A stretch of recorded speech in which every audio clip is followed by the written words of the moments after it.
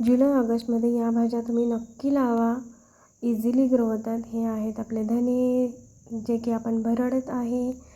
हलक्या हाताने त्याला भरडायचं, एकदम बारीक करायचं नाही, नाहीतर उगवणारच नाहीत. तर इझिली ग्रो होतात. हे आहे आपलं गवारीचं बी, हा आहे मुळा, आणि हा आहे दोडका. हे आपण शेजारच्या स्टोअरमधून घेऊन आलो आहे.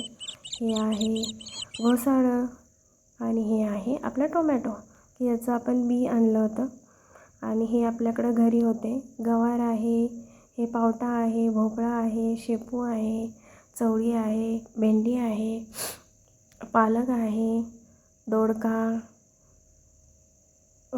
डबल बी, कारलं, मेथी, वेगवेगळ्या पावट्या, घेवड्याच्या बिया, भेंडी, ही आहे मेथी, ही आहे वेगळ्या प्रकारची गवार, आणि हे आहे आपला स्वीटकॉर्न, आणि हे आहे आपले धने, आणि हे लाल घेवडा. तर हे तुम्हाला नजदीकच्या दुकानात मिळेल, किंवा ऑनलाईन तुम्ही मागवू शकता, किंवा शेजाऱ्याकडून मागवू शकता. पालेभाज्या आणि वेलवर्गीय भाज्या तर इझिली ग्रो होतात. तर मी टोमॅटो वगैरे हे लावले होते बिया, तर छान आल्या. ही गवार आहे, ती पण खूप छान आले, त्याला फुलं यायला लागलेत. आणि ही घेवडा आहे, घेवड्याला आता फुलं आणि शेंगा आल्यात. हा भोपळा आहे, भोपळ्याला पण छोटे छोटे कळ्या यायला लागलेत. हा पावटा आहे, ॲक्च्युली हा जुना आहे. हा आहे पालक, तो पण खाण्यास योग्य आहे. हे आहे घोसाळे, त्याला पण घोसाळा आला आहे.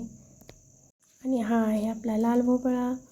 ह्या लाल भोपळ्याच्या पानांची पण भाजी खूप छान होते, टेस्टी लागते. शेपूची भाजी आणि या पानांची भाजी एकत्र मिक्स करतात, छान लागते. हे आहे वांगं, त्याला पण छोटे छोटे वांगे लागलेत. हे आहे मूग, इझिली ग्रो होतात या दिवसांमध्ये, तुम्ही पण लावा. आणि हे आहे गवारी, गवारीला बघा किती गवारीच्या शेंगा आल्यात. हा आहे शेवगा, आणि आहे तो दुधी भोपळा. हे आहे कारलं, व्हाईट कलरचं कारलं तर आता भेटतच नाही आहे, पण हे मला भेटलं बी, तर आता ते मी लावलं आहे, आल्यानंतर दाखवेन. आणि आपली सगळ्यांची फेवरेट मेथी. मेथी तर कोणाला आवडत नाही असं तर होणारच नाही बाबा. मेथीचे खूप सारे प्रकार केले जातात. डाळ घालून भाजी बनवतात, शेंगदाण्याचे कूट घालून भाजी बनवतात, पराठे बनवू शकता.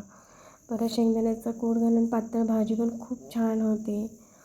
तर तुम्ही पण लावा, इझिली ग्रो होते.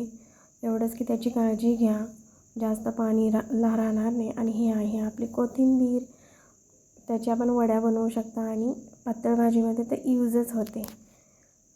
कोथिंबीरीच्या वड्या पण सगळ्यांना आवडतात, सगळ्यांच्या फेवरेट आहेत.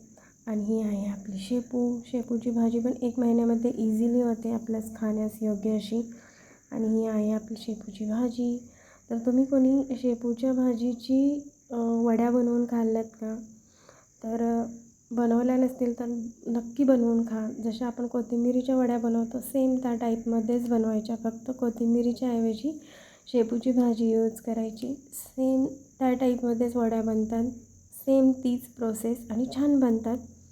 तर तुम्ही एकदा नक्की शेपूच्या भाजीच्या वड्या बनवून खा, छान लागतात.